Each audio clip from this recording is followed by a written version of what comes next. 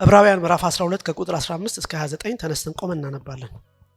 ዕብራውያን ምዕራፍ 12 ከቁጥር 15 እስከ 29 እስከ 14 ባለፈው ስላየን ከ15 እስከ 29 ያለውን እናነብና እንደ እግዚአብሔር ሐሳብ እንካፈላለን።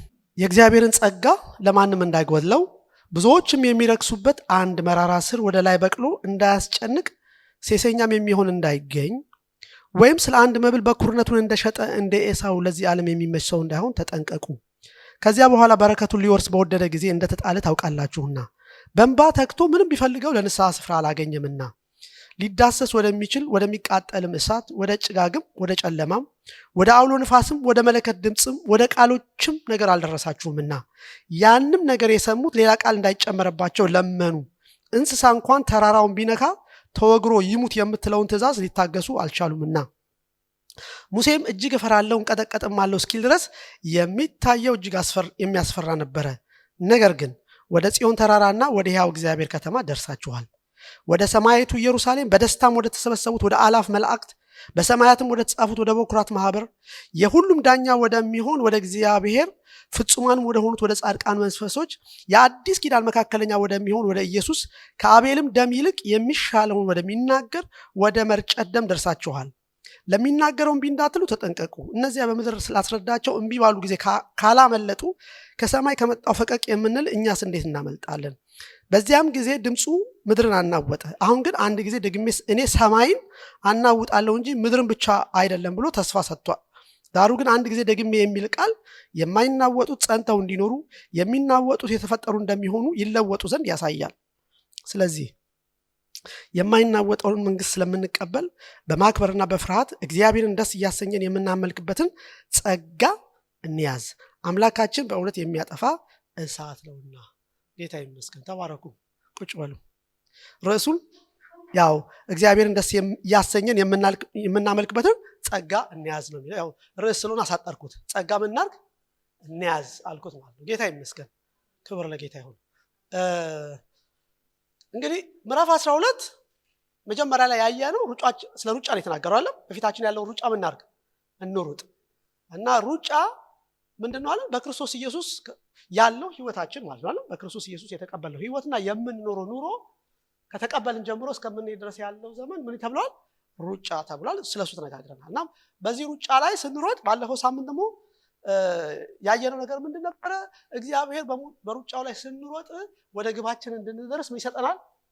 ስልጠና ይሰጠናል አለ። ያው ቅጣት የሚለውን ቃል ብዙ ደስ አይልም፣ ዲሲፕሊን ነው በሚለው ተነጋግረናል። ዲሲፕሊን ትምህርት ስልጠና ይሰጠናል። እና አሁን ማርቲን እንዳለችው ከምቾታችን ምን ያደርገናል?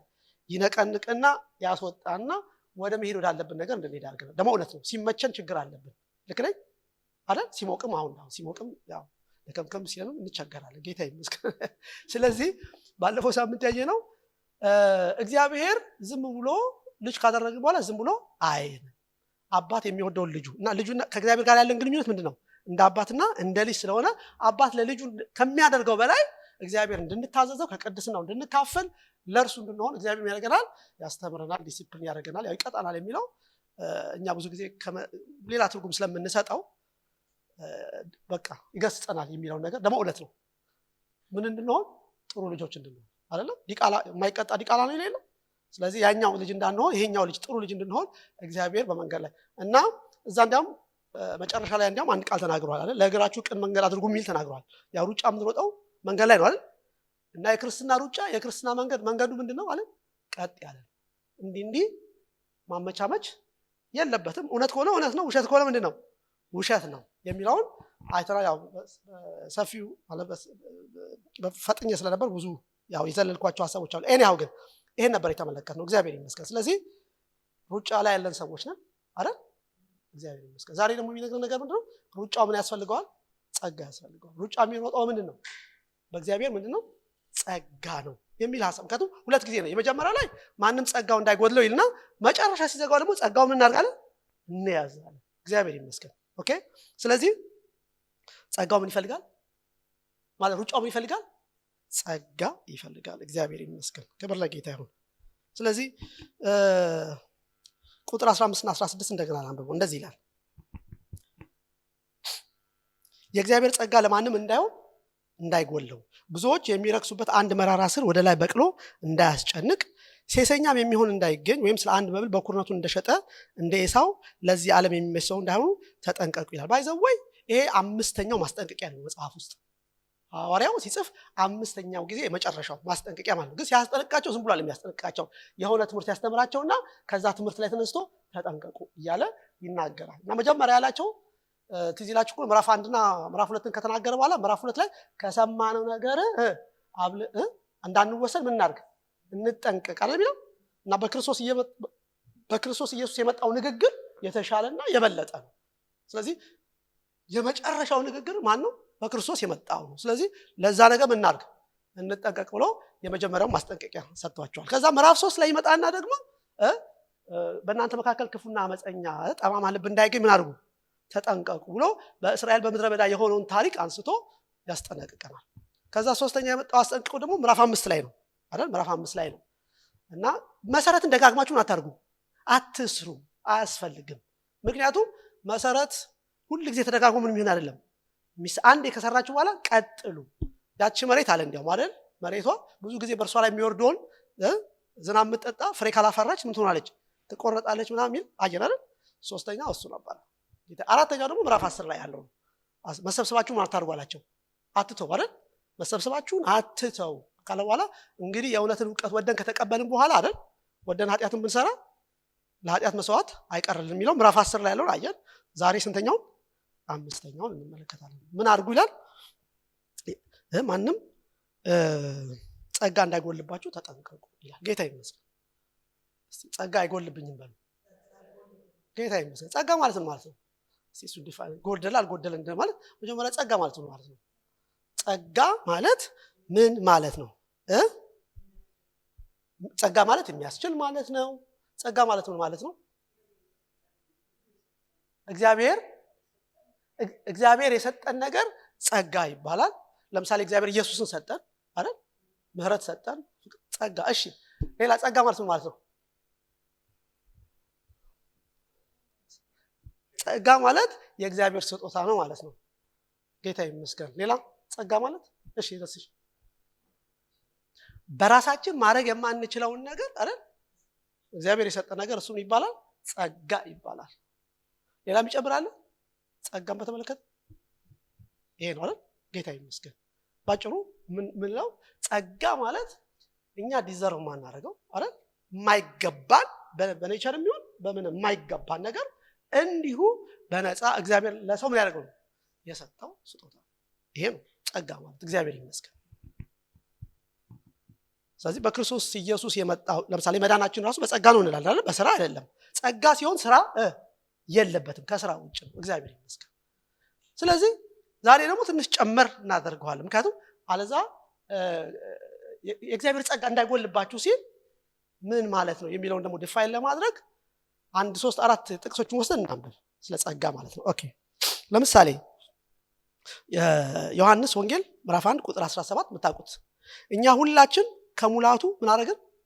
ተቀበልን። በጸጋ ላይ ጸጋ ምን ተደርጎናል? ምን ተሰጥቶናል? ጸጋ ተሰጥቶናል ወይስ በጸጋ ላይ ጸጋ ተሰጥቶናል ነው? ይሰጠናል። ተሰጥቶናል ወይስ ይሰጠናል? ምን አላችሁ? ተሰጥቶናል።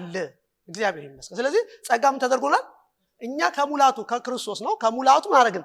ተቀበልን። ስለዚህ በጸጋ ላይ ጸጋ ምን ተደርጎናል? ተሰጥቶናል ካለ በኋላ ሕግ በሙሴ ተሰጥቶ ነበረ። ሕግ ያው ስራ አይደለም፣ አድርግ አታድርግ የሚል ነገር ነው። ሕግ በሙሴ ተሰጥቶ ነበረ። ጸጋና እውነት ግን በማን ሆነ? በክርስቶስ ኢየሱስ ሆነ። እግዚአብሔር ይመስገን። ስለዚህ ጸጋ በማን የሆነው? በክርስቶስ ኢየሱስ ነው የሆነው። እኛ ደግሞ በጸጋ ላይ ጸጋም ተደርጎናል። ስለዚህ ያ ተሰጠን ጸጋ ምን መሆን የለበትም? መጉደል። አታጉድሏል የሚዛሬ ትምህርት ተቀብለናል አይደል? በጸጋ ላይ ጸጋ። ስለዚህ ይሄ ጸጋ ምን መሆን የለበትም? መጉደል የለበትም የሚል ነገር ማያያዝ እንችላለን። አንደኛ ቆሮንቶስ ምዕራፍ 15 ቁጥር 10 እንደዚህ ይላል። ነገር ግን እዚህ ጋር የሚናገረው ጳውሎስ ከፍላችሁ ስታዩት እኔ ሐዋርያ መባል የሚገባኝ ሰው አይደለሁም፣ የእግዚአብሔርን ቤተክርስቲያን ምን አደርግ ነበር? አሳድድ ነበረ። ምን ማለት ነው? ያው ወንበዴ ነበርኩ፣ አመፀኛ ሰው ነበርኩ። ከሐዋርያት ሁሉ ምን ማድረግ ነኝ? የማንስ ሰው ነኝ ካለ በኋላ ያለውን ስሙ። ነገር ግን አለ። አሁን ነገር ግን የሚለው ቃል ቁልፍ ቃል ነው። በእግዚአብሔር ጸጋ የሆንኩ እኔ ነኝ። በማን ጸጋ? በእግዚአብሔር ጸጋ እኔ ነኝ። ለእኔም የተሰጠኝ ጸጋው ከንቱ አልነበረም፣ ከሁላችሁ ይልቅ ግን ደከምኩ አለና፣ ዳሩ ግን ከእኔ ጋር ያለው የእግዚአብሔር ጸጋ ነው እንጂ እኔ ደከምኩ አለና፣ ግን ሲዘጋው ምን አለ? እኔ አይደለሁም፣ ከእኔ ጋር ያለው ማለት የእግዚአብሔር ጸጋ ነው። ስለዚህ ጳውሎስ ከዚህ ይሄን ይመስቀል ሌላ ቦታም ተናግሯል። እኔ ሕያው ሆኜ አልኖርም አይደል? እኔ አልኖርም፣ ማን ይኖራል አለ? በእኔ ውስጥ ክርስቶስ ይኖራል አለ። አያችሁ? ስለዚህ እዚህ ጋርም ሲናገር ማለት እኔ አይደለሁም፣ ማን ነው ግን? የእግዚአብሔር ጸጋ ነው። ያ ሰው ያደረገኝ የእግዚአብሔር ጸጋ ነው። ገላትያንና ጢሞቴዎስን የዘጋበትን ክፍል ደግሞ ስታዩ እንደዚህ ይላል፣ ወንድሞች ሆይ የጌታችን የኢየሱስ ክርስቶስ ጸጋ ከመንፈሳችሁ ጋር ይሁን። ጌታ ይመስገን። የማን ጸጋ? የክርስቶስ ኢየሱስ ጸጋ የት ይሁን? በመንፈሳችሁ አይደል? ከመንፈሳችሁ ጋር ይሁን ነው የሚለው። ለገላትያ ደግሞ ለጢሞቴዎስ ያለውን ተመልከቱ። ሁለተኛ ጢሞቴዎስ ላይ ደግሞ ያለውን ተመልከቱ። ጌታ ኢየሱስ ክርስቶስ ከመንፈስህ ጋር ይሁን፣ ጸጋ ከእናንተ ጋር ይሁን። በሌላ አነጋገር ይህን ቃል ስታያይዙት ጸጋ ማን ነው? ክርስቶስ ነው አይደል? ጸጋ ማለት ክርስቶስ ነው። ጥቅል እንትኑ ካየ ነው ጸጋ ማለት ክርስቶስ ነው። እግዚአብሔር ይመስገን። እውነት ነው። ቅድም ያልናቸው ነገር ትክክል ነው። እዚህ ጋር ግን አስፍቶ ስታዩት እኛ የተቀበልነው በጸጋ ላይ ጸጋ የተሰጠን ጸጋ የሚባለው ማን ነው? ክርስቶስ። እግዚአብሔር ይመስገን። ስለዚህ ጸጋ ማለት እግዚአብሔር ለእኛ የሚሰጠን ስጦታ ወይም የሚያደርግልን ነገር ብቻ ሳይሆን ራሱ እግዚአብሔር ወደ ህይወታችን ገብቶ ከኛ ጋር የሚሆንበትና የምንለማመደው እግዚአብሔር የሕያው ማንነቱ ነው። ምን ማለት ነው? ጸጋ ማለት በቃ እግዚአብሔር በክርስቶስ እኛ ውስጥ ሆኖ የሚያደርግ ነገር ማለት ነው። ጳውሎስ እኔ ደከምኩ አለ፣ ግን እኔ አይደለሁም። ማን አለ? ያ የሰራውን ስራ የሰራው ማን ነው? እግዚአብሔር በክርስቶስ ጳውሎስ ውስጥ ሆኖ የሰራው ስራ ማለት ነው። እግዚአብሔር ይመስገን። ስለዚህ የትኛውም ነገር እግዚአብሔር በእኛ ውስጥ ሆኖ የሚገልጠውና የሚሰራው ነገር ምን ይባላል? ጸጋ። ስጦታም ከሆነ ምን ይባላል? የጸጋ ስጦታ ይባላል። እግዚአብሔር ይመስገን። ግልጽ ነው አይደል? ስለዚህ ይሄ ጌታን ከተቀበልን ጊዜ ጀምሮ የተቀበልነው ነገር አለ ማለት። አሁን ቁጢ ቁጢ አይደለም የተቀበልነው አይደል? ቁጢ ቁጢ ሳይሆን የተቀበልነው ሙሉ ነው። ከሙላቱ ምን አድርገናል የሚለው? ከሙላቱ ተቀበልን። ስለዚህ ክርስቶስን ስንቀበል ስንት ነገር ተቀበለናል? ሁሉ ነገር የሚቀር ነገር የለም አይደል? እግዚአብሔር ከአንድያ ልጁ ጋር የሰጠን ስንት ነገር ነው? ሁሉን ነገር ነው የሰጠን። እግዚአብሔር ይመስገን። ስለዚህ ይሄ ጸጋ በእኛ ህይወት ውስጥ የሚገለጠው እግዚአብሔር በእኛ ውስጥ ሆኖ የሚገልጠው ነገር የሚገለጠው ከእግዚአብሔር ጋር ምን ስናደርግ ነው? ስንተባበር አይደል? ስንስማማ የሚሆን ነገር ነው። እግዚአብሔር ይመስገን። ስለዚህ ክርስቶስ እንዲያም ሁሉ ጊዜ የምናነሳው ቃል አለ ኤፌሶን 3:16 ላይ በመንፈሱ በውስጥ ሰውነታችሁ በኃይል እንድትጠነክሩ የሚለው ቃል ትዝ ይላችኋል? በመንፈሱ በውስጥ ምን ሰውነታችሁ። የውስጥ ሰውነት ማለት ምን ማለት ነው ሲባል መንፈሳችን ነው አይደል? ስለዚህ ውስጣችን መንፈሳችን የሚጠነክረው በማን ነው? በእግዚአብሔር መንፈስ ነው። ምክንያቱም የእግዚአብሔር መንፈስ ያደረበት ስለሆነ ጌታን የተቀበልነው በምንድን ነው? በመንፈሳችን ስለሆነ ማለት ነው። ስለዚህ በመንፈሳችን በመንፈሱ በኃይል በውስጥ ሰውነታችሁ እንድትጠነክሩ ካለ በኋላ ክርስቶስ ደግሞ በልባችሁ እንዲያርግ በእምነት እንዲኖር እዚህ ይላችኋል አይደል? ልብ ደግሞ ከመንፈስ የተለየ ክፍል ነው። ስለዚህ ምን ማለት ነው? ይሄ ጸጋ የተቀበልነው ጸጋ ከሙላት የተቀበልነው ጸጋ በመንፈሳችሁ ውስጥ ያደረው ጸጋ ስንተባበረው ከዛ ውስጥ አልፎ ስራው የሚጀምረው ከውስጥ ነው፣ ከውጭ አይደለም። ከመንፈሳችን ካለው ነገር ወደ ምን ይመጣል? ወደ ነፍሳችን፣ ወደ አእምሯችን አይደል? ወደ ስሜታችን፣ ወደ ፈቃዳችን የእግዚአብሔር ጸጋ መገለጥ ይጀምራል።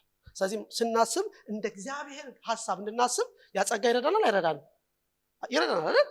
በዛ እኮ ነው ያ ሰዎችን ሁሉ የሚያድን የእግዚአብሔር ጸጋ ተገልጧልና ይሄ ጸጋ አይደል እና የሚሰራው ነገር እዛ ይናገራል። እግዚአብሔር ይመስገን። ግን እንዴት ነው የሚሰራው ሲባል ግን በጉልበት ነው የሚሰራው? ገብቻለሁና ለስራ አይልም። ምንን ይጠይቃል? ፈቃድን ይጠይቃል። ስንተባበረው ያ ጸጋ ይገለጣል፣ ያ ጸጋ ይወጣል፣ ያ ጸጋ ይጨምራል። እግዚአብሔር ይመስገን። ኦኬ። ስለዚህ የእግዚአብሔር ጸጋ አሰራሩ ከውስጥ ወደ ውጭ እየተገለጠ ይመጣል። ክብር ለጌታ ይሁን። ስለዚህ ጸጋውን ከሙላቱ ተቀብለናል። ኦኬ፣ ጸጋውን ተቀብለናል። ስለዚህ ታዲያ ከጸጋ መጉደል አሁን ማለት ነው ማለት ነው። ከጸጋ መጉደል ማለት እንዳይጎልባችሁ ነው የሚለው አይደል? የእግዚአብሔር ጸጋ ለማንም እንዳይሆነው እንዳይጎለው ማለት ነው ማለት ነው ሲባል ካለው ነገር ምን እንዳይሆን ማለት ነው? እንዳይቀንስ ማለት አይደል ነው ወይስ ስለሌለ ነገር የሚያወራው? የሌለ ነገር እንዳይጎድል ይባላል አይባልም። አለ ስላለ ጸጋው እንዳይጎድል ተጠንቀቁ ነው። ስለዚህ ሊጎድል ይችላል ማለት ነው። የሚያጎድሉት ነገር እንመለከታለን። ኦኬ ስለዚህ እንዳይጎድል ማለት ግን ምን ማለት ነው? ሁሉ ጊዜ የምንኖረው ኑሮ መንፈሳዊ ህይወት መንፈሳዊ አገልግሎት በጸጋ እንዲሆን ሁሉ ጊዜ ከማን ጋር ህብረት ያስፈልገናል? ህብረት ማናደርግ ከሆነ እና እነዚህ የሚመጡት ዝርዝሮች በኋላ የምናነሳቸው ነገሮች በህይወታችን ካሉ ከክርስቶስ ጋር ያለን ህብረት ሲቋረጥ ጸጋው ምን ይሆናል? ይገለጣል?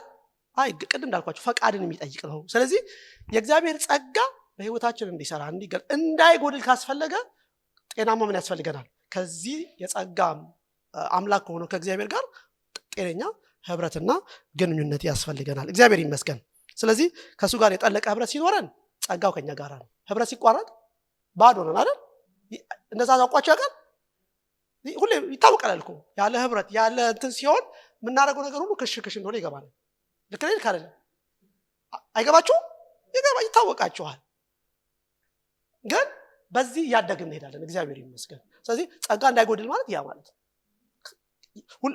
አለ። እኛ ምን ማድረግ መቻል አለብን? መጠበቅ፣ እንዳይጎድል፣ እንዳያንስ፣ እንዲገለጥ፣ እንዲጨምር መስራት እና ከጌታ ጋር መተባበር አለብን። ደጋግሞ የሚናገራቸው ነገሮች አሉ። እነሱ ልተዋቸው። ለምሳሌ እዚሁ ክፍል ላይ የማይናወጥ መንግስት ስለምንቀበል በማክበርና በፍርሃት እግዚአብሔርን ደስ የምናሰኝበት ጸጋ ምናርግ እንያዝ። ዕብራውያን 13:9 ላይ ልዩ በሆነ በእንግዳ ትምህርት አትወሰዱ፣ ልባችሁ በጸጋ ቢጸና አይደል የሚለው። ስለዚህ በጸጋ ምን ማድረግ ያስፈልጋል? መጽናት ያስፈልጋል። ሮሜ 5:2 በእርሱ ደግሞ ወደ ቆምንበት ወደዚህ ጸጋ በእምነት አግኝተናል ይላል። ስለዚህ የቆምንበት ምን አለ? ጸጋ አለ። እግዚአብሔር ይመስገን። እሺ ስለዚህ ጸጋ እግዚአብሔር ለኛ ከሚሰጠን ነገር ወይም ማይገባን ነገር ሰጠን ከሚለው ሰፊ ምን አለው? ትርጉም አለው። ጌታ ይመስገን። ስለዚህ ጸጋው እኔ ውስጥ ነው፣ ጸጋው እናንተ ውስጥ ነው። ክብር ለጌታ ይሁን። ጸጋው ክርስቶስ ስለሆነ ማለት ነው። ኦኬ ግልጽ ነው አይደል? ስለዚህ ጸጋ አለን የለንም? ምን አይነት ጸጋ? በጸጋ ላይ ጸጋ ከሙላቱን አድርገናል፣ ተቀብለናል። ማን ነው ያለው? የእግዚአብሔር ቃል አይደል? ስለዚህ የእግዚአብሔር ቃል ካለው ትክክል ነው ማለት ነው። ጌታ ይመስገን። ከዛ የሚለውን ቁጥር 15 እንደገና ላንብበው። አሁን የእግዚአብሔር ጸጋ ለማንም እንዳይጎለው ይልና ብዙዎች የሚረክሱበት አንድ መራራ ስር ወደ ላይ በቅሎ እንዳያስጨንቅ ሴሰኛም የሚሆን እንዳይገኝ ወይም ስለ አንድ መብል በኩርነቱ እንደሸጠ እንደ ኤሳው ለዚህ ዓለም የሚሰው እንዳይሆን ተጠንቀቁ ይላል። አሁን ጸጋን የሚያጎድሉ 3 ነገሮችን እዚህ ያስቀምጣል። ኦኬ ስለዚህ ጸጋ መጨመር ነው ያለበት፣ ጸጋ መገለጥ ነው ያለበት። ስለዚህ የሰው ጸጋ እንዲገለጥ፣ የሰው ጸጋ እንዲጨምር ሰው ከነዚህ ነገር ራሱን ማድረግ አለበት። በሌላ አነጋገር ነው ምንድነው የሚባለው? ጸጋ እንዳይላጭ ነው የሚባለው። ሚላጩ ነገሮች ናቸው እነዚህ። ጸጋን በቃ አንቀው የሚይዙ ሚላጩ ነገሮች ናቸው። ጌታ እንግዲህ ያድነን አይደል? ስለዚህ አንደኛው ምንድነው አለው? መራራ ስር በቅሏል የሚለው መራራ ስር ይለዋል። ስለዚህ መራራ ምን ስሩ ምንድነው? መራራ ነው። ስር የት ነው የሚገኘው? ይታያል? አይታይም። ስር አይታይም፣ ውስጥ የተቀበራል። ስለዚህ ምን አለ? መራራ ስር ምን እንዳይሆን በቅሎ አለ። ስለዚህ መራራ ስር ማለት በልብ ውስጥ የሚበቅልና ቀስ በቀስ እያደገ የሚሄድ የቂም፣ የቁጣ፣ የአመጽ ወይም የእግዚአብሔርን ጸጋ የመካድ አመለካከት ነው። መራራ ግልጽ ነው ቃል። ቂም፣ ቁጣ አይደል? ቂምና ቁጣ፣ በቀል፣ እንደዚህ አይነት ነገሮች የሰውን ጸጋ ምን ያደርጋሉ? ያጠፋሉ። እውነት ነው፣ ውሸት አይደለም። ስለዚህ ቁጣ ውስጣችን ካለ፣ ቂም ውስጣችን ካለ፣ ቂም ይዘን መጸለይ እንችላለን። እንኳን ህብረቱ ከሌለ መጉደል ይመጣል አልኳችሁ። ቂም ይዞ ሰው እንዴት ህብረት ሊያደርግ ይችላል? እና እንሸወድ። ኖርማል መስሎን ብዙ ጊዜ ተመላልሰናል አይደል? ቂም ይዘን፣ ቁጣ ይዘን፣ በቀል ይዘን እንመላለሳለን። ምንም አይደለም፣ ለሰው ምንም አይደለም። ግን መራራ ስር ነው። ማንም ሰው አያየው። ከእግዚአብሔር ጋር ግን ምንም እንትን አያመጣም። በህይወታችን ላይ የሚያመጣው ምንም ነገር የለም። እንዲያው ምንድነው የሚያደርገው? ጸጋችንን የባሰ ምን ያደርገዋል? ይበለዋል፣ ያጎለናል። ስለዚህ ከሚያጎለን ከእንደዚህ አይነት ነገር ራሳችንን ማድረግ አለብን? መጠበቅ አለብን። ልናዘን እንችላለን፣ ልንቆጣ እንችላለን፣ ችግር ሊፈጠር ይችላል። መፍትሄ አለው? መፍትሄ የለውም አለው። ወንድም ቢበድልህ እንትኑ መሰቢያ ላይ መባህን ትተህ ሄደህ ከወንድም ጋር ምን አለ? ታረቅ። ተዘጋ ነገሩ አልተዘጋም። ይዘነው በወጣችን እያልን እኛ ራሳችን በስለን ተጎድተን ችግር ውስጥ ከምንገባ ሄደን ከሰውየው ጋር መጨረስ እንችላለን? አንችልም?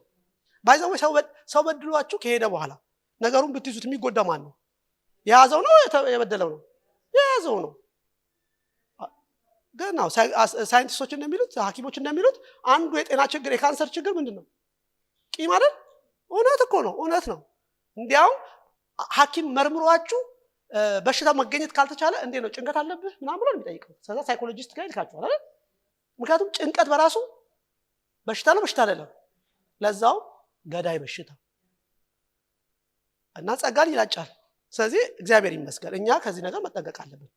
ህብረታችን ከጌታ ጋር ያለን ነገር እንዳይበላሽ ጸጋችን የተሰጠን አሁን አንዴ ጸጋ እንደራቀን ሲሰማን ጸጋ እንደሌለን አለኩ ግን እንደሌለ ሲሰማን ባዶ መሆናችን ሲታወቀን ቼክ ማድረግ ያለብን ምንድነው? ልቤ ውስጥ ምን ቀበቅሏል ብሎ ልብን ቼክ ማድረግ ጥሩ ነው። ምክንያቱም የሌለ ልብ ሊያይ የሚችል ማን ነው? እግዚአብሔርና እኔ ብቻ ነን። እናንተ ልታዩት አትችሉም። ምን ውስጥ እንዳለ አታዩትም። የምታዩት ያው አረንጓዴ ቲሸርት መልበሴን ምናምን ነው የምታዩት እና ሌላ ሜርንሽ ወይ ጺምን ተላጥቼ መምጫችን ነው። ስለዚህ ያንን ነገር ቴስት ማድረግ አስፈላጊ ነው። እግዚአብሔር ይመስገን። ኦኬ። ሌላ ግን የጨመረው ነገር ምንድነው ታውቃላችሁ? ብዙዎች የሚለቅሱበት አለ የሚለው አይደል? ስለዚህ ይሄን አይነት በቀል፣ ቁጣ፣ ቂም ሰውየውን ብቻ አፌክት የሚያደርግ አይደለም። እንዳለ ማህበሩ ምን ያደርገዋል? ችግር ውስጥ ይከተዋል። ምክንያቱም ቂምና ቁጣ፣ በቀል ምናምን ካለ ሳያውቀው ሰውየው ምን ያደርጋል? ያዛምተዋል እና ህብረቱ ምን ሊያደርግ ይችላል? ሊበክልበት ይችላል። አይመስላችሁም? ስለዚህ መራራ ስር በልባችን ውስጥ በጸጋው ምትክ የሚበቅል ቂም፣ አመጽ ወይም የእግዚአብሔር ነገር የመናቅ አመለካከት ሲሆን እውነት እኮ ነው። አንዳንድ ሰው የእግዚአብሔር ነገር ከሚንቅ ሰው ጋር አብራችሁ ስትውሉ ምን ማለት ትጀምራላችሁ? እናንተም መናቅ ትጀምራላችሁ። እና ብዙዎቹ የሚረክሱበት አይሆንም ይሆናል። አሁን ሆነ እኮ ማለት ነው። ምክንያቱም አንዳንዴ ውሏችንን ስለምንመስል ማለት ነው።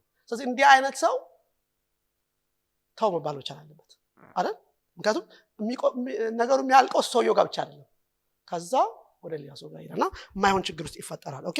ስለዚህ ያ ነገር ካልተነቀለ የኛንም ሆነ የሌሎችን መንፈሳዊ ህይወት የሚያበላሽ አደገኛ ነገር ነው። ከጸጋ ያጎላል። ግልጽ ነው አይደል?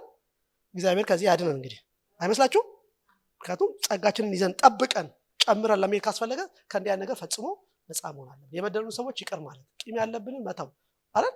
እንዲህ ካደረግን ለዚህ እኮ መንገዱ ቅድም ላልን ቀጥተኛ ነው አላለም? የክርስትና መንገድ ምንድን ነው? ቀጥተኛ ነው። አይ የሚባል ነገር የለበትም። እኛ ልናመቻች እንችል ይሆናል ነው።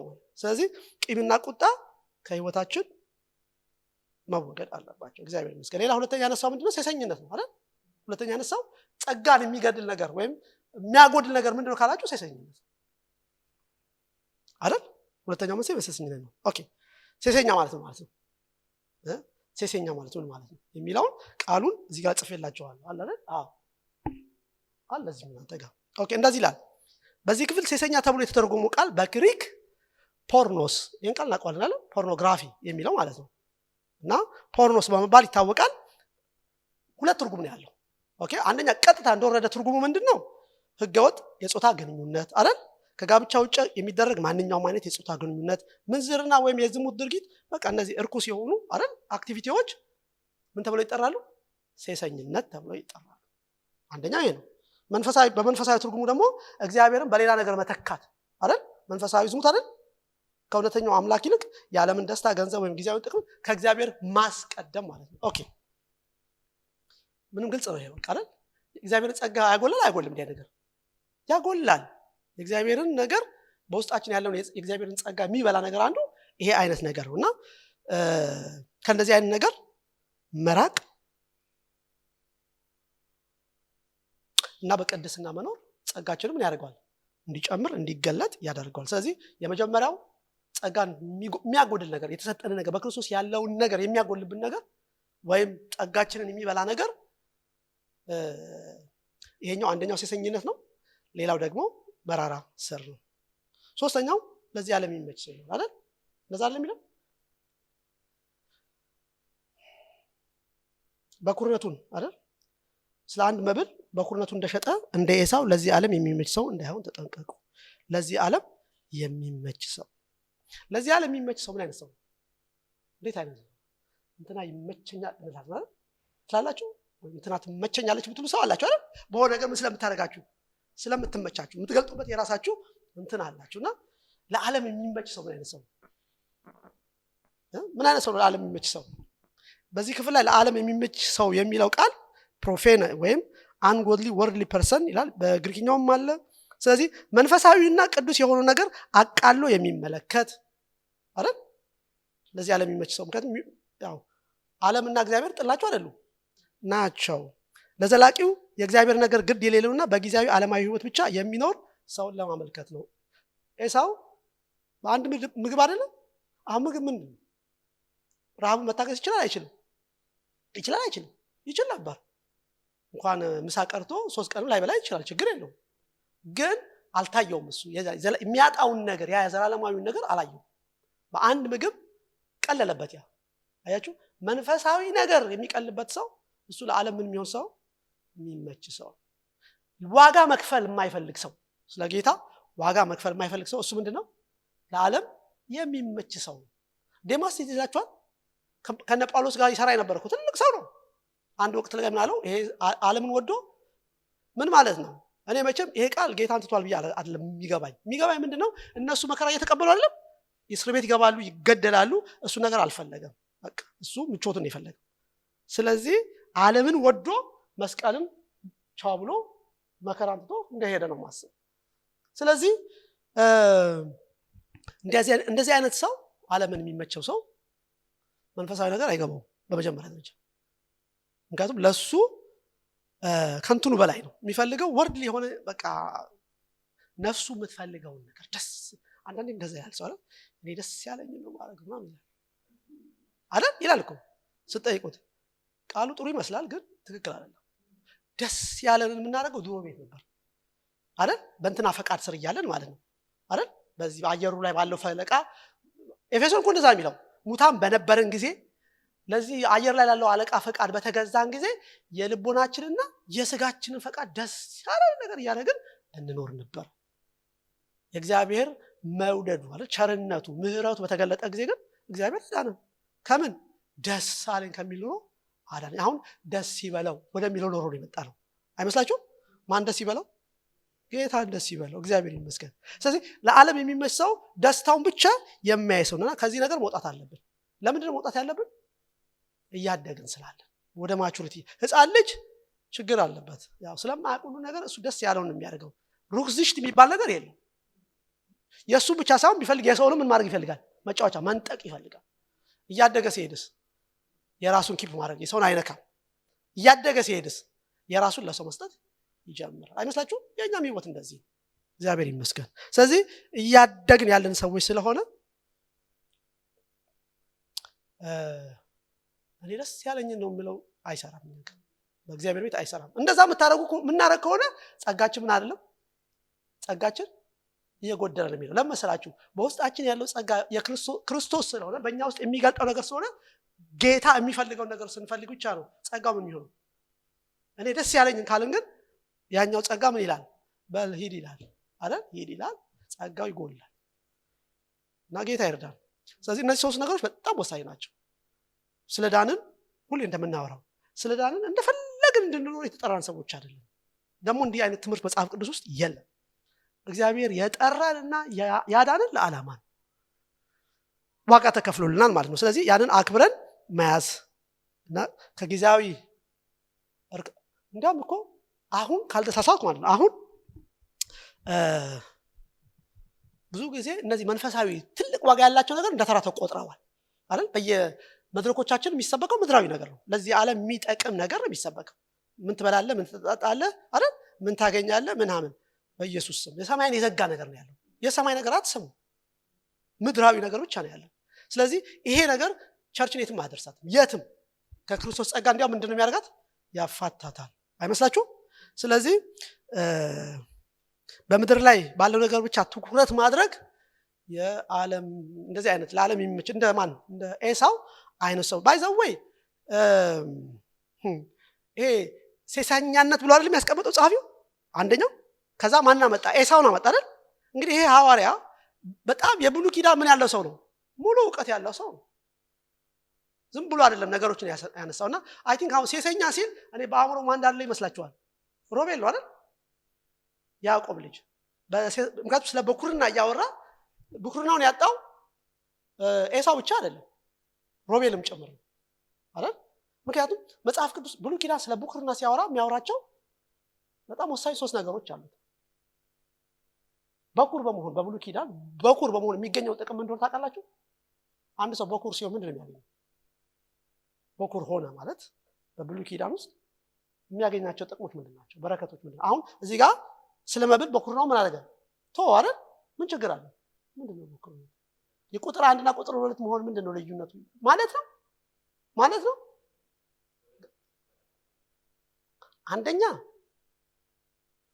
ከሌሎቹ ይልቅ እሱ 2 እጥፍ ድርብ ምን ያገኛል? በረከት ያገኛል። በተለይ ደግሞ ያዕቆብ ልጆችን ስታዩቸው መሬት ሲከፋፈሉ እሱ ደብል ፖርሽን የሚያገኘው 2 ደብል ፖርሽን ምድርን ይሰጠዋል። ርስት ማለት ነው። አንደኛው እሱ። ሌላ ሁለተኛ በኩር የሚያስገኘው ጥቅም ምንድን ነው ሲባል ክህንነት ነው። የክህንነትን ስራ የሚያገኘው የበኩር ልጅ ነው በብሉይ ኪዳን። ሶስተኛው ንግስና ነው። ኖርማል አባይዝ 3ቱ ነገር ምን አለ? ምድርን 2 እጥፍ ይወርሳል፣ ክህንነትን ያገኛል፣ ከዛስ ንግስናን ያገኛል። ይሄን ሁሉ ነው በምን የቀየረው? በአንድ ምስር ወጥ የቀየረው። ተራ ነገር አድርጎ ያየው። ሮቤል በኩር ልጅ አይደል? ያንን የአባቱን አልጋ ካረከሰ በኋላ ዝሙት ከሰራ በኋላ የሱ እንትን ተቀየረ። በቃ ሲጻፍ እንኳን አንደኛም አይጻፍም ከዛ እሱ የሚያገኛቸውን እነዚህ 3 በረከቶች ለ3 ሰው ተከፋፈለ ማለት ነው። ለ3 ሰው ኖርማሊ ስንት ሰው የሚያገኘው የነበረው? አንድ ሰው የሚያገኘውን እግዚአብሔር ለ3 ሰው አከፋፈለው እና ዶብል ፖርሽኑን መሬቱን ለማን ተሰጠ? ለዮሴፍ ተሰጠ። ምናሴና ኤፍሬም 2 ልጆች ወሰዱት፣ ገቡ እዛ ውስጥ አይደል? ማን ነበር የሚያገኘው? ባይሴስ ኖሮ ሮቤል ነበር የሚያገኘው። ምክንያቱም ዮሴፍ ይሄን ከሌሎቹ ተለይቶ ያገኘበትም ምክንያት አለበት። ምክንያቱም ያቺ ሴት የፈርዖን ሚስት ከኔ ጋር ተኛለች አይደል ስትለው ይሄን በእግዚአብሔር ፊት አላደርግም ብሎ ትቶ ሄደ አይደል? እግዚአብሔር ከፈለው አልከፈለው? ከፈለው። እጥፍ ድርብ እንትኑን የርስቱን ድርሻ ለሱ ተሰጠው። ክህንነት የሮቤል ይገባ የነበረው ለማን ተሰጠ? ለሌዊ ተሰጠ። ሌዊ በመሪባ እንትን ጊዜ ከሙሴ ጋር በእግዚአብሔር ሳይድ የቆመ ስለነበረ ክህንነቱን ለሌዊ ተሰጠ። ንግስናው ለማን ተሰጠ? ለይሁዳ አይደለም? ንግስና ንጉስ ከይሁዳ ለሚወጣው ንጉስናው ለይሁዳ ተሰጠ። ተከፋፈለ ማለት ነው። እንደ ተራ የታየው ነገር ለካ ስንት ነገር ያሳጣል? ብዙ ነገር ያሳጣል። ጌታ ይመስገን። ስለዚህ መጠንቀቅ ጥሩ ነው አይመስላችሁም? ለዛ ነው ከዚያ በኋላ በረከቱን ሊወርስ በወደደ ጊዜ ገብቶት እንደሆነ አላውቅም፣ ብቻ ከበላ በኋላ ከጠገበ በኋላ የውስጡን የደስ ያለው ነገር ካደረገ በኋላ ሲያይ ያጣው ነገር ትልቅ ነገር ነው እና ሊወርስ በወደደ ጊዜ እንደተጣለ ታውቃላችሁና በእንባ ተክቶ ምንም ቢፈልገው ለንስሐ ስፍራ አላገኝ። ምን ማለት መሰላችሁ? ያንን ነገር በንስሐ ማስመለስ አይቻልም። ኦልሬዲ ምን ሆኗል? ኢትስ ጎን ሄዷል። አስቀድሞ ነው ማድረግ የነበረበት፣ መጠንቀቅ የነበረበት። ጌታ ይመስገን። ስለዚህ ጌታ ይርዳን አይመስላችሁም? ክብር ለጌታ ይሁን። እንዴ እኛ መጽሐፍ ቅዱስ ሲናገር ሚለን ያዕቆብ 1:18 ላይ ስለኛ ሲናገር ስለ አዲስ ኪዳን አማኞች ሲናገር ለፍጥረቱ የበኩራት አይነት እንድንሆን በእውነት ቃል አስቦ ምን አደረገን? ወለደን አይደል? ምን እንድንሆን? የበኩራት አይነት እንድንሆን አስቀድሞ ወለደን። በኋላ መጣበትም በዚህ ክፍል ላይ ምዕራፍ 12 ቁጥር 23 ላይ እንደዚህ ይላል፣ በሰማያት ወደ ተጻፉት ይልና ወደ በኩራት ማህበር ይላል አይደል? ወደ በኩራት ምን ማህበር? እንግሊዘኛው ላይ ቸርች ነው የሚለው። ኦኬ፣ በኩራት ማህበር የሚለውን ቸርች ብሎ ነው ያስቀመጠው። ስለዚህ በእግዚአብሔር አይን ፊት እኛም ምን ተብለናል? ብኩርና አለን። እግዚአብሔር ይመስገን ብኩርና አለን። ለዚህ ብኩርናችን መጣል የሌለብን። ኦኬ፣ እና ይሄ ብኩርናችን ግን ምንድነው የሚያስገኝልን ሲባል አሁን ብኩርናችን እኛ አማኞች ብኩርናችን የሚያስገኝልን ነገር ወይም የእግዚአብሔር ልጆች ስለሆንን ይሄ ብኩርና የተባለው በረከት የሚያስገኝልን ነገር ምንድነው የሚያስገኝልን ሲባል የተለየ አይደለም። ቅድም አልኳችሁ በኩሮች ስለሆኑ የሚያገኙት አንደኛ ምንድነው አለ? ምድር አይደል? ወይም መሬት እጥፍ፣ ከዛ ንግስና፣ ከዛ ምን ክህንነትን። ጌታ ይመስገን። ለኛ የተባለውን ስሙ ምን እንደሚል ለምሳሌ ዕብራውያን 2:5-6 ላይ የሚለው ቃል ምንድነው? ሊመጣ ያለውን ዓለም ለመላእክት ያስገዛው አይደለም። ሊመጣ ያለው ዓለም የትኛው ነው? የሺው ዓመት መንግስት አይደል? የሺው ዓመት መንግስት እግዚአብሔር ለማን አይደለም ያስገዛው? ለመላእክት አይደለም ያስገዛው። ለማን ያስገዛው? ለኔና ለእናንተ ነው። ከዛ ስለ ሰው ነው የሚያወራው። ስለዚህ በሺው ዓመት መንግስት ውስጥ ገብቷቸዋል። ኢቭን ማቴዎስ 5:5 ደግሞ ምን ይላል? ማቴዎስ 5:5 ደግሞ የዋሆች አለ የዋሆች ብፁዓን ናቸው ምድርን ይወርሳሉ። ይሄ ምድር የትኛው ነው ሲባል አሁን በካሬ የምንከፋፈለው የምናገኘው ኮንዶሚኒየም ወይ መንገዛው ሰፈር አይደለም ነው እንዴ? ነው እንደዛማ ቢሆን ማንም ድሩዬም ገዝቷል ቤት። የዋህ ያልሆነም ሁሉ ገዝቷል። እሱ አይደለም። ስለዚህ የዋሆች ምድርን ይወርሳሉ አይደል የሚለው? ብፁዓን ናቸው ምድርን ይወርሳሉ። የትኛውን ነው የሚወርሱት? የትኛው ምድር ነው የሚወርሱት? የሺው ዓመት መንግስት ኢየሱስ ክርስቶስ የሚነግስበት አይደል? የሺው ዓመት መንግስት ውስጥ ተካፋይ ይሆናሉ። ምድር ምን ያደርጋሉ? ይወርሳሉ። ራእይ 20 ላይ እና ራእይ 4 እና 6 ላይ ደግሞ የክርስቶስ ካህንና እንደምንሆናለን በዛ መንግስት ላይ ካህንና ንግስና እንዳለ ከክርስቶስ ጋር ለሺህ ዓመት ምን እናደርጋለን? እንነግሳለን። ጌታ ይመስገን። ስለዚህ ምስር 100 ይሻላል ወይስ እነዚህ ነገር 100 ይሻላል? የቱ ይሻላል? አሁን እኛ ምስር አይደለም የምንጠየቀው ገባችኋል አለ። ግን አሁን የምንፈልጋቸው ትንንሽ ነገሮች እነዛ ደስታዎችን 100 ይሻላል ወይስ ይሄን ነገር 100 ይሻላል? ወይስ ሁለቱ አብሮ ይሄዳል? ምስርም ይሄም ይሄዳል? አይሄድም። ተከረ ኦኬ፣ ሁለቱ አብሮ አይሄድም። መወሰን አለብን። መጽሐፍ ቅዱስ እርግጥ አድርጎ እንደው እኔ እውነቴን ብላችሁ የሆነ ስታነቡ የሚገጥመው እዛ ላይ ነው። ከዚህ በፊት የተማረው ትምህርት ላይ የሚገጥመው። ስለዚህ ወጥ የሆነ ትምህርት ታገኛላችሁ። እግዚአብሔር ወይም ጌታ ኢየሱስ ክርስቶስ ሽልማት አለው የለውም? አለው። ሽልማቱ በራእይ አነጋገር ድል ለነሱት ነው አይደል? ድል ለነሱ ከእርሱ ጋር 1000 ዓመት ነገሱ ምናምን የሚል ቃል ተምረናል። ይሄን ዛሬ ደግሞ ምን አመጣ? ብኩርናቸው ምን ላደረጉ ላልሸጡ ሰዎች ደግሞ የተዘጋጀ ይሄ 3 ስጦታ ነው። ስለዚህ ዋጋ አለው። ምን ከፍለው ነገር ዋጋ አለው። እግዚአብሔር ይመስገን። ይሄ ትንንሹ ነገር ዛሬ የሚያታልለን እጃችንን የሚይዘን እንደው ምናምን ብሎ ከእግዚአብሔር ከዚህ ጸጋ የሚያጎለን ነገር ነገ ዋጋ ያስከፍለናል አይደል? ምክንያቱም በኋላ መመለስም አንችልም፣ አይቻልም። ቀን ስላለ ማለት ነው። ቀን አለ። እግዚአብሔር ከሰው ጋር ቁጭ ብሎ የሚያደርግበት የሚተሳሰብበት ጊዜ አለና ያ ቀን ከመምጣቱ በፊት አሁን በእውነት ተሰጥተን ደግሞ እኮ እውነት እንነጋገር ከተባለ የቀረችን እኮ ትንሽ ጊዜ ናት አይደል? ትንሽ ጊዜ ናት። እንዲያውም ጴጥሮስ እናጠና ነበርና በጌታ ቀን አለ አይደል? 1000 እንደ ስንት ቀን ነው? 1000 እንደ አንድ ቀን ነው። አንድ ቀን እንደ ስንት ነው? እና እነዛ ዘግይቷል ለሚሉ ሰዎች ያላቸው እነ ጌታ እኮ እመጣለሁ ካለ እኮ ገና 2 ቀኑ ነው ትርጉም ገብቷቸዋል። በጌታ አይን ቀን። ስለዚህ እኛ በጣም ትንሽ ጊዜ አለን ነው። እቺን ጊዜ ግን ምን አለ አይደል? ምን አለ በቃ ጸጋችንን እየገለጠ ጸጋችን እያደገ ጸጋችን እየጨመረ ጸጋችንን ከሚላጭና በኩርነታችንን ከሚወስድ ነገር እየተጠበቀን ብንሄድ ሽልማቱ ትልቅ ነገር ነው። ምክንያቱም ምንም ምስርና ያ ነገር አይወዳደርም። እና የምስር መንፈስ የተመታ ይሁን። ጌታ ይመስገን። የምስር መንፈስ የተወጋ ነው የሚባለው፣ የተመታ ይሁን። ስለዚህ በእውነት ነው የምላችሁ ይሄ ትምህርቱ ምንድነው? ሩጫ ላይ ያለን ሰዎች ነን ስናያይዘው ማለት ነው። ሩጫ ላይ ያለን ሰዎች ነን።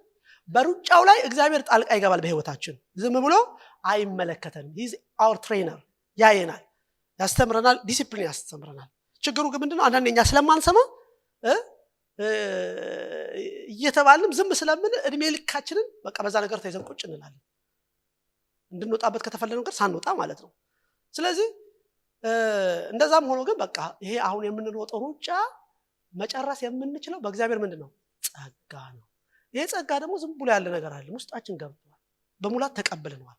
ግን በየዕለቱ እንዲገለጥ በየዕለቱ በዚህ ሩጫ ላይ በዚህ ሜዳ ላይ ወይም በዚህ ጉዞ ላይ እስከ መጨረሻው ድረስ እንድንሄድ ይሄ ጸጋ ምን መሆን አለበት? መጠበቅ፣ መያዝ፣ መቆም አለበት። እዛ ላይ መቆም አለበት። እግዚአብሔር ይመስገን። ሰው በራሱ ማድረግ አይችልም አይደል? እውነት እኮ ነው። በራሳችን ምንም አንዳንዴ መስሎን የቆምን ቀን ራሳችን እየት እንዳገኘ ነው ግልጽ ነው። ወይ ጉድ ብለን ዝም ብለናል። እና ኤኒሃው የእግዚአብሔር ጸጋ ብቻ ነው እስከ መጨረሻ የሚያደርስ። ያንን ነገር ደግሞ መጠበቅ አለበት። ኦኬ። ስለዚህ ምሳሌ አድርጎ ያቀረባቸውን ሰዎች ከዚህ ነገር የሚያጎድለ ነገር አሉ። እነዚህ ነገሮች ናቸው። መራራ ስር አይደል? ሴሰኝነትና ብኩርና ቀላል ነገር እንዳይደለ እንድታየው ነው ፈልገው። ኦኬ። ጌታ ይመስገን። አንድ 15 ደቂቃ የቀረችውን እንመልከትና እንጨርሳለን። ከዛ ቁጥር 18 ጀምሮ ደግሞ ተመልከቱ። ይሄን ከተናገረ በኋላ እንደዚህ አለ።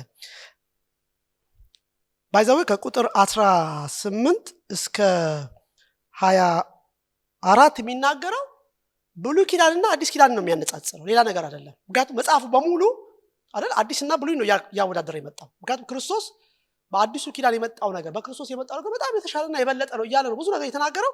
አሁን ግን ይሄን ነው የሚያወዳድርላቸው። ሲያወዳድርላቸው ግን ስዕል እየሳለ በስዕል እንዲያዩት አድርጎ እስካሁን እኮ ብዙ ተናግረዋል።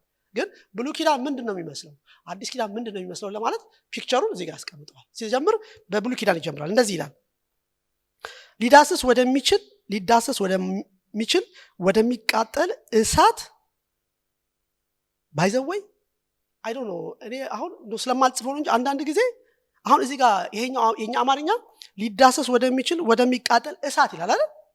እንግሊዘኛ በሙሉ ግን ወደሚቃጠል ወደ እሳት ተራራ ይላል። የሲናን ተራራ ነው እየተናገረ ያለው። በኋላ የጽዮንን ተራራ ስለሚያወዳደር እዚህ ጋር ሚስ አድርጎታል ይሄኛው አማርኛው ላይ። ኤኒሃው ስለ ብሉይ ኪዳን ሲናገር 6 ነገሮችን ያነሳል። ስንት ነገሮችን? 6 ነገሮችን ያነሳል። ስለ አዲስ ኪዳን ሲናሳ ስንት ነገር ያነሳል? 8 ነገሮችን ያነሳል። ጌታ ይመስገን። የማን ይበልጣል? የአዲሱ የብሉይ ይበልጣል። የብሉይ ይበልጣል። ስንት ስለሆነ? 8 ስለሆነ አይደል? ግን ቁጥር ብቻ አይደለም ይበልጣል። ቁጥር ብቻ አይደለም፣ ቁጥሩ ስለበዛ አይደለም። ግን 6 የምን ምሳሌ ነው? 6 የአሮጌው ፍጥረት ቁጥር አይደል? 6 ቀን አሮጌው ዓለም የተፈጠረበት የ6 የሰው ቁጥር አይደል? የብሉይ ቁጥር ወይም የአሮጌው ዓለም ቁጥር ነው። 8ስ የትንሣኤ ነው አይደል? ክርስቶስ የተነሳበት የትንሣኤ ቁጥር ነው። የአዲስ ነገር ጅማሬ ቁጥር ነው። ስለዚህ አዲስ ኪዳን የሚበልጠው በትንሣኤ የተገኘ ስለሆነ አይደል? የትንሣኤ ውጤት ስለሆነ እንደዛ እንዳሮጌው እንዳይደለ ጉልበት ያለው ኃይል ያለው እንደሆነ የሚያሳይ ነው። ኦኬ። ስለዚህ የመጀመሪያው 6 ነው አልኳችሁ አይደል? ምን ናቸው ሲባል አንደኛ ሊዳሰስ ወደሚችል ወደሚቃጠል እሳት ወይም ወደሚቃጠለው ተራራ ይላል። ይሄ የሲናው ተራራ ማለት ነው አይደል? ትዝ ይላችኋል። እግዚአብሔር ለሙሴ በእሳት ምን ያደርግበት ቦታ ነው? የተገለጠበት ቦታ ነው። አንደኛ። ሁለተኛ እዛ ቦታ ምን ነበረ? ጭጋግ አይደል? ሶስተኛ ጨለማ፣ አራተኛ አውሎ ነፋስ፣ አምስተኛ የመለከት ድምፅ፣ ስድስተኛ ቃሎች ይላል። ይሄ በጣም አስፈሪ የሆነ ቃል ነው። እንዲያውም ሙሴ እንዳለው እጅግ እፈራለሁ እንቀጠቀጣለሁ እስኪል ድረስ የሚታየው እጅግ የሚያስፈራ ነበር። ቃሉ ራሱ ሌላ እንዳይጨመርባቸው ለመኑ ይላል አይደል? ያንን ነገር የሰሙት ሌላ ቀን እንዳይጨመርባቸው ለመኑ ይላል። ኦኬ። ይሄ ብሉይ ኪዳን ታሪክ ነው። በብሉይ ኪዳን የሆነው ነገር የምናውቀው ነገር ነው። ምንም ግልጽ ነው። ስለዚህ ምንድነው ብሉይ ኪዳን? አሮጌው ኪዳን ምንድነው ሲባል አንደኛ አሁን እንዳነበብ ነው ሊዳሰስ የሚችልና በእሳት የተቃጠለ ተራራ። ምን ማለት ነው? ሰው ሊቀርበው አይችልም አይደል?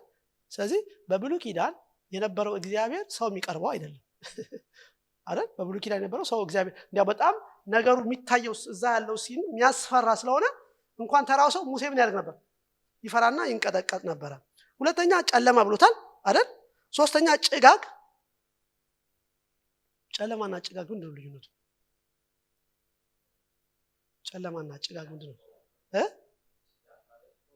ጭጋግ ማለት ፎግ ነው። ዳርክነስ ማለት ነው። ኦኬ። የሚገርመው እሳት እየተቃጠለ ነው አይደል? እሳት ይቃጠላል ተራራው፣ ግን ያለው ጨለማ ነው። እሳትና እሳት ኖርማሊ እሳት ካለ ምን አለ? ብርሃን አለ። ግን ያለው ምንድን ነው? ጨለማና ጭጋግ ነው። ምን ማለት? ደመናው እና ከስር ያለው ጢስ ማለት ነው አይደል? ይሄ ፎግ እንዳልከው ያለና ከስር ያለው ጢስ ነገሩ ምን አድርጎታል? ሸፍኖታል። በጣም ሴኑ በጣም የሚያስፈራ ነበር። አውሎ ንፋስ ደግሞ አለ ይላል። አውሎ ንፋስ ጥሩ ነው? ጥሩ ነው? ያስፈልጋል እኮ አንዳንዴ አይደል ትላላችሁ አትሉ? አውሎ ንፋስ አንደኛ ሰላም አይሰጥም፣ ሰላም የለውም፣ ሁከት ነው የሚፈጥረው። ከዛ ደግሞ አቅጣጫም የለም፣ ወዴት እንደሚሄድ አይታወቅም አይደል? ስለዚህ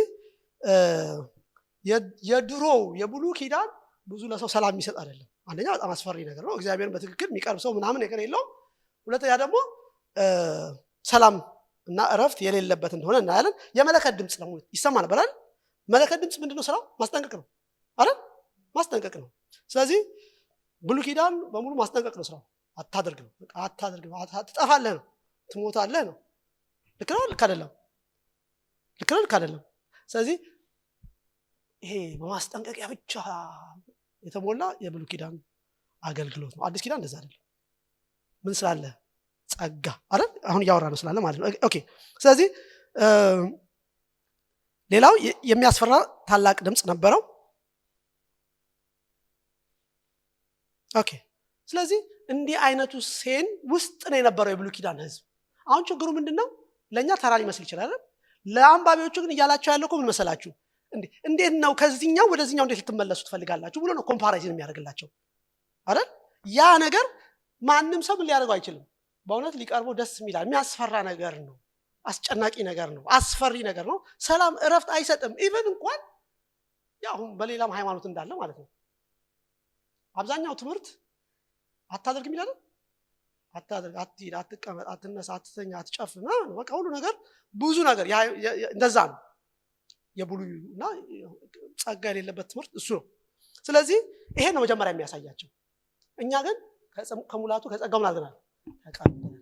እና ስለተቀበልን የገባንበት ኪዳን ምን ይመስላል ብሎ ቀጥሎ ያሳያቸው። አዲስ ኪዳን ታዲያ ምንድን ነው ሲባል ምን ይመስላል አዲስ ኪዳን ሲባል የሚለውን ስም ቀጥሎ የአዲሱን ኪዳን ሲገልጠው ምን ይላል? አንደኛ ነገር ግን ወደ ጽዮን ተራራና እዚህ ጋር 8 ነው የጠቀሰው። ሁለት አድርጎ ፓራ አድርጎ ነው ያስቀመጠው። 4 ናቸው ግን 8 ነው ጠቅላላ። ነገር ግን ወደ ጽዮን ተራራና ወደ ሕያው እግዚአብሔር ከተማ ደርሳችኋል አይደል? ነገር ግን ወደ ጽዮን ተራራና ወደ ሕያው እግዚአብሔር ከተማ ደርሳችኋል፣ ወደ ሰማይቱም ኢየሩሳሌም ብሎ ይጽፋል። ኦኬ የሕያው የእግዚአብሔር ከተማ ሰማይቱ ኢየሩሳሌም ማን ያለበት? እግዚአብሔር አይደል? ያምራል አያምርም? ቦታው ራእይን ያነበበ ሰው ሲያይ አይደል እንደው እዛ በሆንኩ ያሰኛል አያሰኝም? ያሰኛል። ምክንያቱም እዛ እግዚአብሔር ሴንተር ሆኖ አይደል እግዚአብሔር የሚመለክበት ቀንና ሌሊት አይደል እግዚአብሔር የሚመለክበት እንጂ የሚያስፈራ እንደዚህ ነው ጎድጓድ እሳት ምናምን ያለበት ቦታ አይደለም። የህይወት ውሃ ወንዝ የሚፈስበት አይደል? ጌታ ይመስገን። ያው ብዙ ይሳላል፣ ወርቃማ መንገድ ይሳላል ምናምን እሱን ተውና፣ ግን በጣም ውብ የሆነ የእግዚአብሔር መገኘት ያለበትና የእረፍትና የሰላም ቦታ ነው። በአዲስ ኪዳን የገባ ነው ማለት ነው። እግዚአብሔር ይመስገን። ሁለተኛ በደስታም ወደ ተሰበሰቡት ወደ አላፋት መላእክት ይልና እነሱን ከማን ጋር ነው የሚያያዛቸው? በሰማይም ወደ ተጻፉት ወደ በኩራት ማህበር። ይሄ በኩራት ማህበር የሚለው ቤተክርስቲያን ነው። እንግሊዘኛው በደስታ ወደ ተሰበሰቡት አይደል የሚለው? እንግሊዘኛው አሴምብሊ ነው የሚለው። አሴምብሊ ጉባኤ ነው የሚለው። በደስታ ወደ ተሰበሰቡት ወይም ወደ ጉባኤና ስብሰባ አይጋር። ስለዚህ ጠቅላላ ጉባኤ ነው የሚለው ትክክለኛው ቃል ማለት ነው። ስብሰባ የሚለው ጠቅላላ ጉባኤ ተብሎ የተተረጎመው የግሪክ ቃል የበዓል ጉባኤ ተብሎ ሊተረጎም ይችላል። ይሄም በግሪክኛው ለዚህ ላይ ነው ቃሉ ታውቱ የተሰኘው የግሪክ ቃል ትርጉሙ ምን ማለት መሰላችሁ? ትርጉሙ እዚህ ጋር ስለ መላእክቱ የተጠቀመው ቃል ትርጉሙ ምንድነው?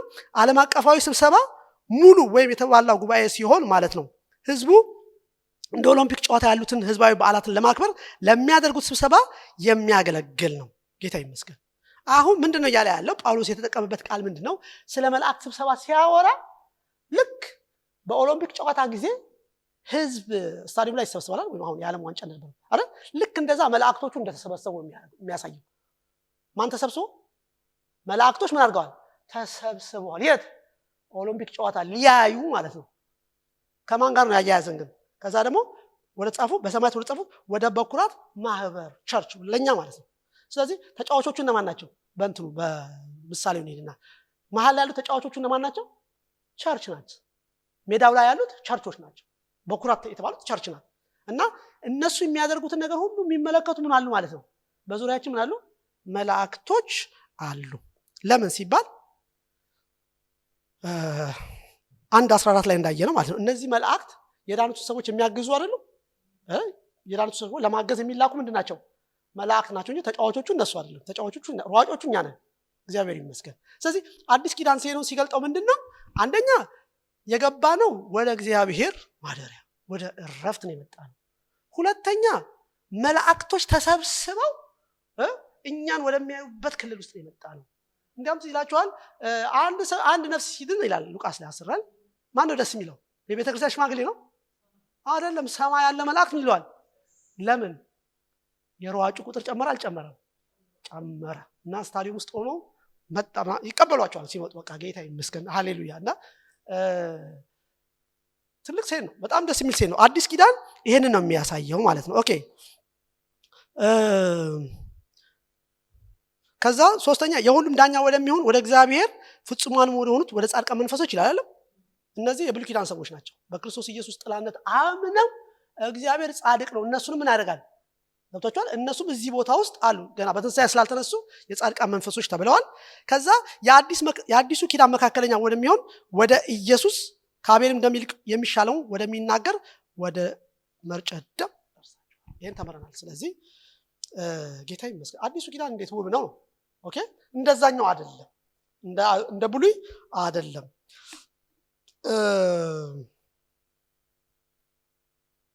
እዚህ ጋር ስለ ደሙ የጻፍኩትን ላንብብላችሁ። ኦኬ፣ እንደዚህ ይላል።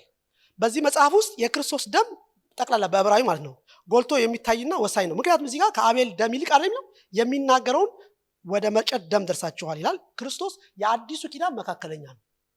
እንደገና ደግሞ የእርሱ ደም ከአቤል ይልቅ የሚሻለው ነገር ምን የሚያደርግ ነው? የሚናገር ነገር ነው። ስለዚህ እሱ አዲሱና የሚሻል ኪዳን የጸናበት ምዕራፍ 10 29 እንዳየ ነው የዘላለም ኪዳን ነው። ምዕራፍ 13 ላይ ታላ በዘላለም ደም ኪዳን እረኛ የሆነ ብሎ ዕብራውያን 13 ላይ ያመጣዋል። በዚህ ደም አማካኝነት ክርስቶስ አንድ ጊዜ ፈጽሞ ወደ ቅድስተ ቅዱስን በመግባት የዘላለም ቤዛነትን አግኝቷል። ምዕራፍ 9 ላይ ተመልክተናል። የዘላለም ቤዛነት አስገኝቶልናል። ክርስቶስ በዚህ ደም ሰማያትና በሰማይ ያሉትን ነገሮች ሁሉ አንጽቷል። ምዕራፍ 9 ላይ አለ። ይህ ደም ይቀድሰናል። ጌታ ይመስገን። እሱ የቀደሰ ነው አለ ሲላው በጌታ ፊት አክሰስ የምናገኘው ሕያውን አምላክ እንድናገለግል ህሊናችንን ከሞተ ስራ ምን ያደርጋል? ያነጻል። ይሄን ተምረናል። ያነጻል። እንዲሁም ከአቤል ደም ይልቅ ለኛ የሚሻለው ምን ያደርጋል? ይናገራል። ወደ ቅድስተ ቅዱሳን ለመግባት ድፍረት፣ መተማመን ያለን በዚህ ደም ነው። ስለዚህ ይህን ደም ምዕራፍ 10 ላይ እንዳየ ነው እንደ ተራ ደም የቆጠረ ያክፋፋ ቅጣት ይቀበላል አይቀበልም? ይቀበላል የሚለውን አይተናል። የክርስቶስ ደም ይዋጃል፣ ይቀድሳል፣ ያነጻል ብቻ ሳይሆን ደግሞ ምን ያደርጋል? ይናገራል። እግዚአብሔር ይመስገን። ምን ያደርጋል? የክርስቶስ ደም ይናገራል። ምን ብሎ ነው የሚናገረው ሲባል የአቤል ደም የሚናገረው ምን እያደረገ ነው? ወንድሜን ምን አድርግልኝ ነው የሚለው? ተበቀልልኝ ነው የሚለው አይደለም? የክርስቶስ ደም ግን ይቅርታን፣ ምህረትን ስለኛ ምን ያደርጋል? ይናገራል። እግዚአብሔር ይመስገን። ዛሬም ይናገራል። ሕያው ነው። በቃ ስንበድል ስናጠፋ ያ ደም ስለኛ ምን ያደርጋል? ይናገራል። ተናጋሪ ደም ነው። እግዚአብሔር ይመስገን። የአቤል ደም ለክስና ለበቀል ወደ እግዚአብሔር ይጮሃል። የክርስቶስ ደም ግን ለይቅርታ፣ ለጽድቅ፣ ለእርቅና ለቤዛነት ወደ እግዚአብሔር ይናገራል። እግዚአብሔር ይመስገን። ስለዚህ ይሄ ለዝለለው ማጠቃለያ ላይ ልምጣ። ጌታ ይመስገን። ምንድነው አሁን የሚያዝበት ነገር ምንድነው ብለን ለዝጋው። ኦኬ፣ ጌታ ይመስገን። እንግዲህ የብሉይ ኪዳንን ነገር ሲገልጠው ሲዘረዝረው ያየነው ምንድነው? በቃ ፈራለሁ እንቀጠቀጣለሁ በሚል ነው ያለቀው። ያስፈራል ማለት የብሉይ ኪዳን ሴት ያስፈራል። ሰው የሚቀርበውና የሚጠጋው ነገር አለ። በማስጠንቀቂያና በፍርሃት ያበቃል። በአንጻሩ የአዲስ ኪዳን የገለጠበት ትዕይንት ግን በሚራራ መካከለኛና ዘላለማዊ በረከቶችን በሚያረጋግጥ ተናጋሪ ደም ይጠናቀቃል። ክብር ለጌታ ይሁን። ልዩነቱ ይሄ ነው። ኦኬ፣ ልዩነቱ ይሄ ነው። አሁን በአዲስ ኪዳን ያለን ሰዎች እኛ ማለት ነው በአዲስ ኪዳን ያለን ሰዎች በጸጋው ስር ያለን አማኞች ነን እንጂ በህጉ ስር ያለን ሰዎች አይደለም። አንዳንዴ ሰው ወደ ህግ መሄድ ይፈልጋል አይደል? ወደ ህጉ መሄድ ይፈልጋል። ምናልባት እዚህ ጋር ገላትያን ዝም ብዬ ላንብብላችሁ። ገላትያን እናንብበውና ጨርሳለሁ። እሺ፣ ገላትያ ምዕራፍ 4 ላይ እንደዚህ የሚለውን ቃል ስሙ። ገላትያ ምዕራፍ 4 ላይ ቁጥር 21 ጀምሮ እንደዚህ ይላል። እናንተ ከህግ በታች ልትኖሩ የምትወዱ ህጉን አትሰሙምን? ከምን በታች መኖር የሚፈልጉ ናቸው እነዚህ? ከህግ በታች። እኛ የምን ሰዎች ነን? የጸጋ ልጆች ነን። እሺ፣ አሁን የሚለውን ስሙ። አንዱ ከባሪያይቱ አንዱም ከጨዋይቱ የሆኑ ሁለት ልጆች ለአብርሃም እንደነበሩ ተጽፎልናል። አንዷ ምንድናት? ባሪያ። አንዷ ምንድናት? ጨዋ። ባሪያይቱ ማናት? አጋር አይደል? ልጇ ማን ነው? እስማኤል። ጨዋይቱ ማናት? ሳራ። ልጇ ማን ነው? ይስሐቅ። ኦኬ። ነገር ግን የባሪያይቱ ልጅ እንደ ስጋ ምን ሆኗል? ተወልዷል። የጨዋይቱ ግን በተስፋ ቃል ተወልዷል። ይህ ነገር ግን ምን ነው? ምሳሌ ነው። ኦኬ። ያ እዛ ምናየው ነገር ዛሬ ለኛ ምንድነው? ምሳሌነቱ ምንድነው ሲባል አሁን ስሙ የሚለው እነዚህ ሴቶች ሁለቱ ምንድናቸው? ኪዳኖች ናቸው። ብሉይ ኪዳንና አዲስ ኪዳን ናቸው ማለት ነው። አጋር የትኛው ኪዳን ናት? አጋር የትኛዋ ናት? ብሉይ ኪዳን ናት። ሳራ የትኛዋ ናት? አዲሱ ኪዳን ናት። ዝም ብለው ሴት አይደሉም ማለት ነው። ምሳሌ ናቸው አለ መጽሐፍ ነው እንደዛ የሚለው። ኦኬ፣ ምሳሌ ናቸው። ስለዚህ አንደኛ ምሳሌነት ሁለቱ ኪዳን ያ አሁን ቅድም አየን ብሉይና አዲስ ኪዳን አነጻጽራለን። ሳራንና አጋርን ስታወዳድራችሁ አጋር የብሉይ ኪዳን ምሳሌ ናት፣ ሳራ የአዲሱ ኪዳን ምሳሌ ናት። ከደብረ ሲና የሆነችው አንዲቱ ለምንድን ነው ልጆች የምትወልደው? ለባርነት ልጆች ትወልዳለች። ስለዚህ በህግ ውስጥ ያለ ሰው የምን ልጅ ነው? ባሪያ እንጂ ምን ሊሆን አይችልም። ገብቷቸው የልጅነት ኑሮ መኖር አይችልም። ምክንያቱም ህጉ እንደሚናገረው እሷ የምትወልደው ለባርነት ልጆችን ትወልዳለች። እርሷም አጋር ናት። ይቺ አጋር በአረብ ምድር ያለችውን ደብረ ሲና ናት። አሁንም ያለችውን ኢየሩሳሌምን ትመስላለች። ከልጆቿ ጋር በባርነት ናት። ላኛይቱ ምን ኢየሩሳሌም ቅድም እንዳነበብ ነው አይደል? የእግዚአብሔር ማደሪያ ያለበት ላኛይቱ ኢየሩሳሌም በማን ተመስላለች? በሳራ አይደል? ላኛይቱ ኢየሩሳሌም ግን በነፃነት የምትኖር ናት። እርሷም ማናት? እናታችን ናት። ማርያም ናት እንዳትሉ እሺ። እርሷም እናታችን ናት፣ ሳራ ናት። እግዚአብሔር ይመስገን። ከዛም ይላል አንቺም ማትወልጂ መካን ደስ ይበልሽ፣ አንቺ አምጠሽ ማታቂ እልል በይና ጩሂ፣ ባል ካላት ይልቅ የብቸኛይቱ ልጅ በስተዋል ተብሎ ተጽፏልና። እኛም አለ አሁን ወደኛ መጣ። ወንድሞች ሆይ እንደ ይስሐቅ የተስፋ ልጆች ነን። ነገር ግን እንደ ስጋ የተወለደው እንደ መንፈስ የተወለደው በዚያ ጊዜ እንዳሳደደው ዛሬም እንደዚሁ ነው። አያችሁ፣ ያኔም በስጋ የተወለደው በህግ የነበረው በጸጋ ያለውን እንደሚያባርር ዛሬም በህግ ያለው አስተማሪ በጸጋ ያለው ምን ያደርጋል? ያሳድዳል ነው። ነገር ግን መጽሐፍ ይላል የባሪያይቱ ልጅ ከጨዋይቱ ልጅ ጋር አይወርስምና ባሪያይቱን ከልጅቷ ጋር አውጣት። አሁን የፈለጉት ቃል ይሄ ነው። ስለዚህ ወንድሞች ሆይ የጨዋይቱ ልጆች ነን እንጂ የማን አይደለንም? የባሪያይቱ ልጅ አይደለንም። እግዚአብሔር ይመስገን። ስለዚህ ምን ማለት ነው? እኛ የጸጋ ልጆች ነን። አሁን እያወቅን ጸጋም ተደርጎናል። በጸጋ በሙላት ተሰጥቶናል። በጸጋ ላይ ጸጋ ተሰጥቶናል። ስለዚህ ጸጋችን ምን እናድርግ? አጥብቅ እንዳይጎድል አጥብቀን እንያዝ። ለምንድነው መያዝ ያለብን ሲባል ለምንድነው ጸጋው መያዝ ያለብን ሲባል የዘጋበትን ክፍል 28ን ተመልከቱ። በአዲስ ኪዳን በጸጋው ስራ ያለን አማኞች የሚናገረው ነገር 28 እንደዚህ ይላል። ስለዚህ የማይናወጥን መንግስት ስለምንቀበል በማክበርና በፍርሃት እግዚአብሔርን ደስ እያሰኘን የምናመልክበትን ጸጋ ምን እናድርግ? እንያዝ። ከጸጋ እንዳንጎድል እንጠንቀቅ። ጌታ ይመስገን። ምክንያቱም ይሄን ነገር ማወቅ ለምንድነው የሚጠቅመው ሲባል ጸጋችን በየሄድንበት ቦታ እንዳናስላጭ ማለት ነው፣ እንዳንቸረችር ማለት ነው፣ እንዳናጎድል ማለት ነው። የከበረን ሰዎች ነው። እግዚአብሔር ይመስገን። እግዚአብሔር ተራ ሰዎች አይደለም ያለው። ባለፈው የአስተማሪ ሲናገር ነበር እንግዲህ ብዙ ነገር ተናግሯል አይደል? በእኛ ውስጥ ያለው በዓለም ካለው ያደርጋል ይበልጣል እያለ ስለተጠራንበት ብዙ ነገር አውርቷል። ኤኒሃው እግዚአብሔር ይመስገን ትልቅ ህዝብ ነን። እግዚአብሔር ጸጋን በሙላት የሰጠን ሰዎች ነን። ሌላ የምንጠብቀው ነገር የለም። ውስጣችን ያለውን ጸጋ ግን ከክርስቶስ ጋር እየተባበርን በፈቃዳችን እለት በእለት አይደል ምስር ሲቀርብልን ገፋ እያደረግን አይደል ምስር ሲመጣ ተውቶ ይሄ ለኔ አይሆንም እያልን ሌላም ነገር ሴሰኛነት ገብቷቸዋል። ሴሰኛነት የሚመስል ፖርኖግራፊ አይደል ይላል እኮ ፖርኖግራፊ ነገር ሲመጣ ይሄ እኔን አይመለከትም። ራሳችን ለእግዚአብሔር እየለየን እየቀደስን እግዚአብሔር ይርዳን። ገብቷቸዋል። እንደገና መራራ ስር ይፈጠራል። እንጣላለን፣ እንጋጫለን፣ ከብዙ ሰው ጋር ማለት ነገር ይፈጠራል። ሰዎች ስለሆነ በድካም ያለን ሰዎች ስለሆነ ጌታ ይመስገን። ግን እንደተወደዱ ልጆች አይደል ያን ነገር ምን አድርገን እንሄዳለን?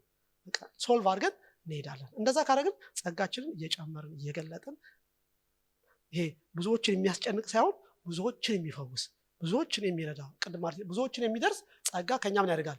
ይወጣል። ጌታ ይመስገን። ክብር ለጌታ ይሁን። ስለዚህ ጸጋችንን ሳናጎድል አጥብቀን እንያዝ። እንግዲህ ምዕራፍ 13 ነው። ጌታ ቢፈቅድ ብዙ ጨርሳለሁ። ከዛ በኋላ ጌታ ይመስገን እኔ ማርሽ ቁጭ ብዬ ደግሞ አንድ 6 ወር እማራለሁ ማለት ነው ከእናንተ ጋር። አንድ 6 ወር አንድ 4 ወር አልተማርንም ይሄን ትምህርት። ይሄኛው 22ኛ ሳምንታችን ነው። ባይዘው 22ኛ ትምህርት ነው። 22 የሚቀጥለው 23 22 ሳምንት ማለት ስንት ወር ነው የሚሆነው? 4 ጊዜ 5 ወደ 6 ወር እኮ ማለት ነው አይደል? ስለዚህ እንትኑ እንዲጠብቅ ግብሽቱ እንዲጠብቅ እኔ መማር ስላለብኝ ማለት ነው። የሚቀጥለው 6 ወር ደግሞ እኔ እማራለሁ ማለት ነው። አሁን 6 ወር አስተምራለሁ አሉ ብዙ ወንድሞች የሚያስተምሩ እንማራለን ማለት ነው።